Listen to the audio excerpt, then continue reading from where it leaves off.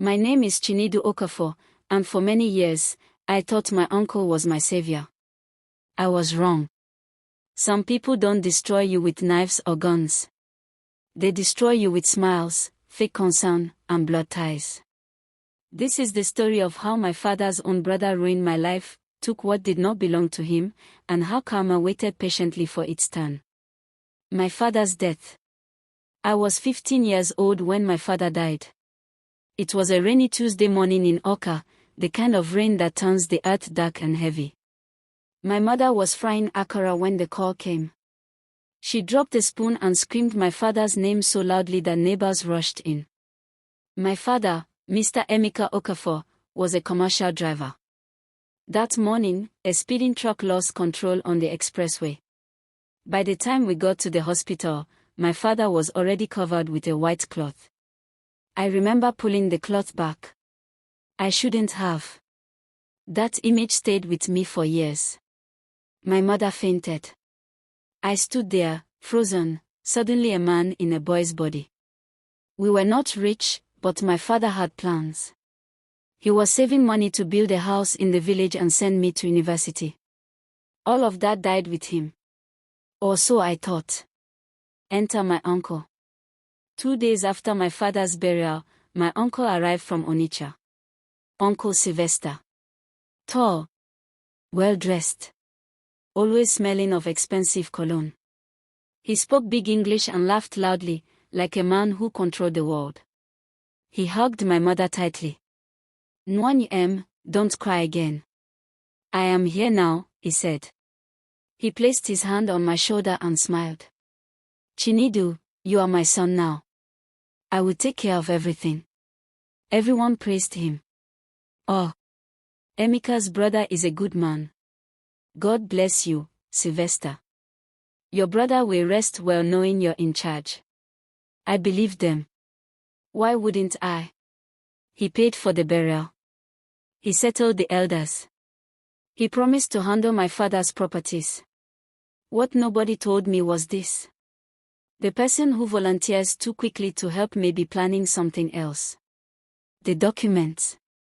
A week after the burial, Uncle Sylvester called my mother and me to his hotel room. There are documents your husband left behind, he said calmly. Land papers, savings, vehicle ownership. I will help you organize everything. My mother trusted him completely. He brought out files and forms. Just sign here, here, and here, he said. My mother hesitated. What is it? She asked. It's just permission for me to manage things until Chinedu is grown, he replied smoothly. She looked at me. I was just a boy. I nodded. He signed. That was the day we signed away our lives. Moving to Onitsha. 2 months later, Uncle Sylvester came again. It is not good for Chinedu to stay in the village, he said. Let him come to Onitsha. I will put him in a good school.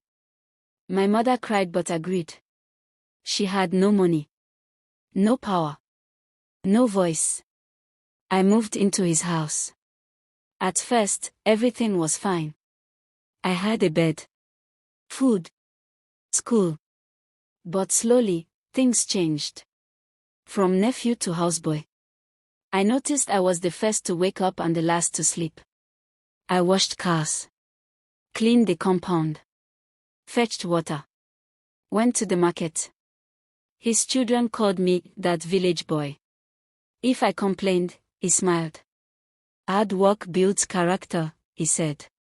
When I asked about school fees, he frowned. Do you think money grows on trees? I stopped asking. I endured. Because that's what orphans are taught to do. The first slap. One evening, his wife accused me of eating meat from the pot. I didn't. But Uncle Sylvester didn't ask questions. He slapped me. Hard. My ears rang. You must not steal in my house, he warned. I cried silently that night.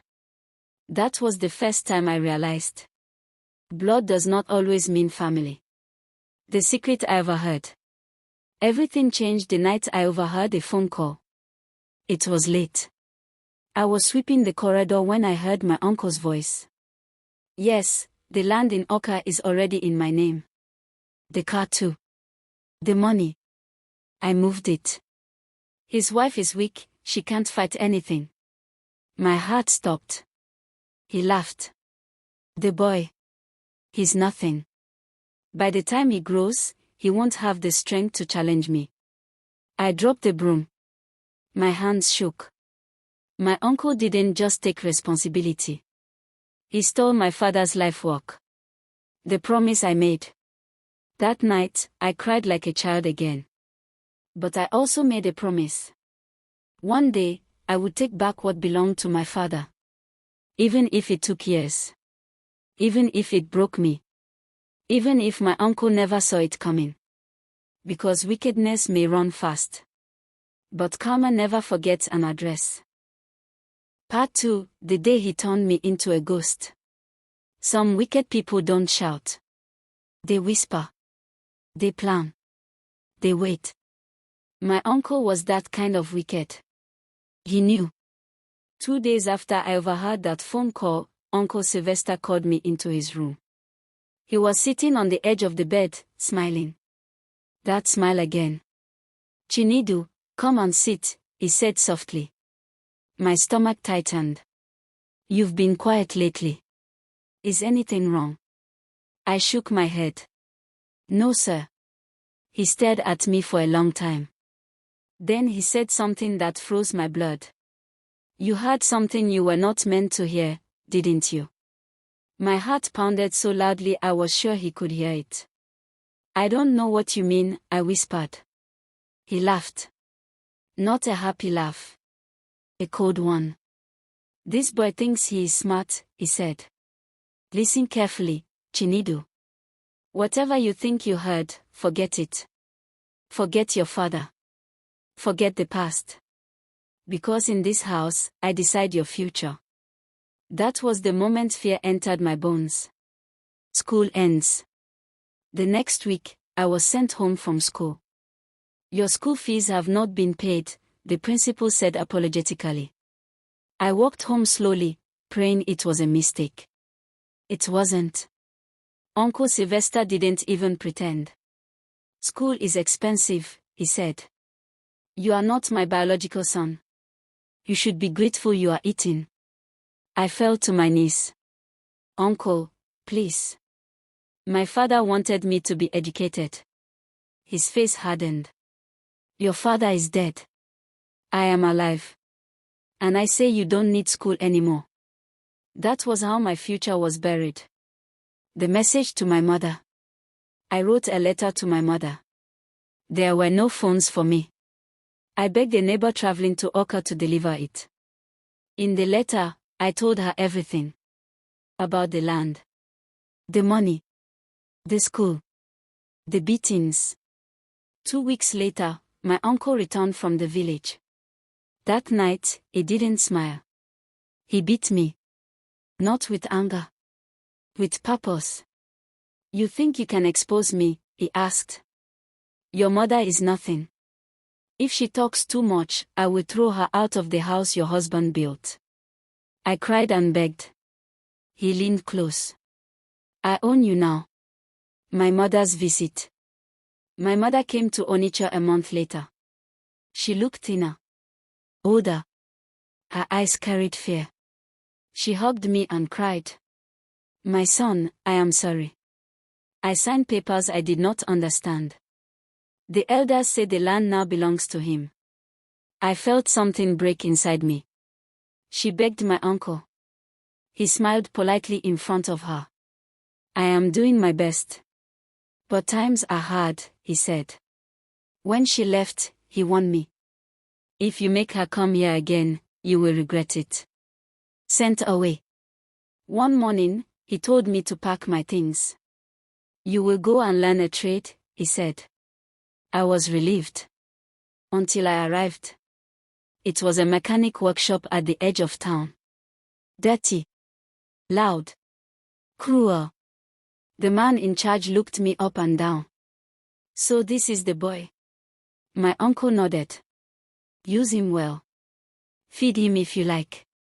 Just don't let him come back here. He turned to me. From today, you are on your own. And he drove away. Just like that. Life at the workshop. I slept on cardboard. I worked from morning till night. If I made mistakes, I was beaten. Sometimes I went to bed hungry. But I learned something there. Survival. I learned how to fix engines. How to listen. How to stay quiet. Years passed. My uncle never came. Not once. The fire inside me. One night, while staring at the stars, I remembered his words. By the time he grows, he won't have the strength to challenge me. I smiled bitterly. He was wrong. Because suffering does not always break you. Sometimes, it sharpens you. Part 3. The day I stopped being a victim.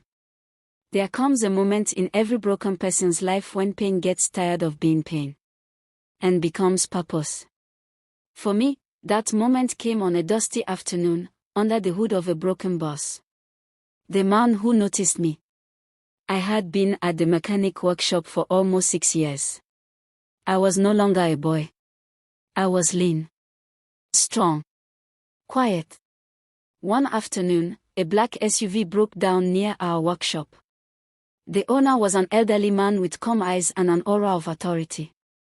I fixed the problem quickly. He watched me closely. "Who trained you?" he asked. "No one, sir. I learned by watching." He nodded slowly. "What is your name?" "Chinidu." "You are too intelligent to die here." Those words entered my soul. A new door opens. The man's name was Chief Adewale Ekinwell, a retired engineer. He returned the next day. He spoke to my boss privately. By evening, I was free. Just like that. He took me to his house. He gave me food. A bed. Peace. That night, I slept like a human being for the first time in years. My story comes out. Over time, I told him everything. My father. My uncle. The stolen land. My lost education. Chief Adewale listened quietly. When I finished, he said something I will never forget. Evil people survive because good people stay silent. That will end with you. Back to school. At 25 years old, I returned to school. I was ashamed at first. But I was hungry. Hungry for knowledge. I studied like my life depended on it. Because it did. Years later, I graduated. I became an engineer. I worked hard. I saved money. And all the while, I watched the discovery. One day, I returned to Oka quietly. I went to the land my father bought. There was a big building on it. A hotel. My uncle's hotel. I stood across the road and laughed. Not with joy. With understanding. So this was it. My father's sweat turned into my uncle's pride. My mother's condition. I went to see my mother. She lived in a small rented room now. Weak. Sick. He sold the house, she whispered. Said it was his. Something snapped inside me. I held her hands. Mama, rest. I am back now. The plan. I didn't confront my uncle. I didn't shout. I didn't fight. Because true revenge is not noise. It is precision. I hired a lawyer. I gathered witnesses. I traced documents. And what I found shocked me. My uncle's empire was built on lies. Fake signatures. Illegal transfers. Bribed officials. One strong push. And everything would collapse. I became his nightmare. I registered a company. I became successful. I bought property. I rose. And one day, I walked into my uncle's hotel. He looked at me. Confused. Then terrified. Chinedu. I smiled. Good afternoon, uncle. His hands shook. For the first time. He knew. Part 4. Karma does not shout. There is a kind of fear that does not scream. It sits quietly in the eyes. That was the fear I saw in my uncle's face when he finally recognized me.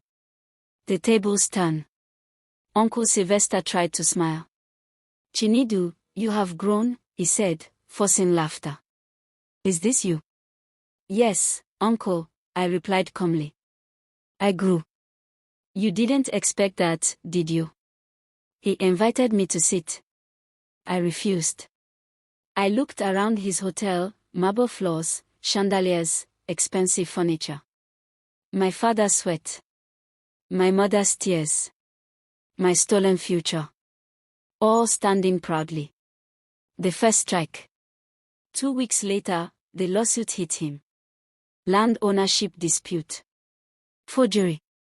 Illegal transfer of property. He laughed at first. That boy cannot fight me, he told people. But when the court documents came, his laughter died. Witnesses appeared. Village elders confessed. Bank records surfaced. Everything he buried rose. His fall.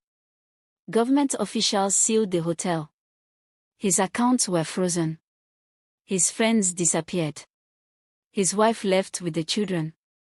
The same people who praised him now avoided him.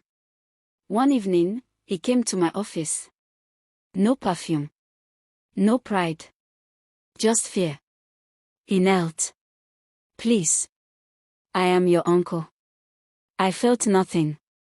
Absolutely nothing. The truth. You didn't just steal from me, I told him. You destroyed a widow and buried a boy alive. He cried. I was greedy. I was foolish. Forgive me. I stood up. The law will decide your forgiveness. Justice. The court ruled. The land returned to us. The money reclaimed. The hotel ceased. My uncle was sentenced. Not long. But enough. Enough to sit alone. Enough to remember. Enough to regret. My mother smiled. I rebuilt the house. Bigger. Better. I brought my mother home. She cried when she entered. Your father would be proud, she said. That healed me. The last visit.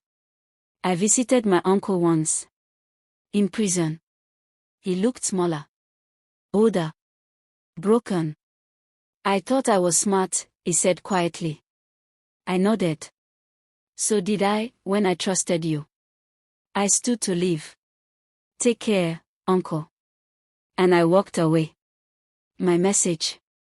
If you're listening to this story, remember this. Wickedness is a loan. It must be repaid. With interest. Blood does not excuse evil. Silence does not protect injustice. And no matter how long it takes, truth always finds its voice. The end.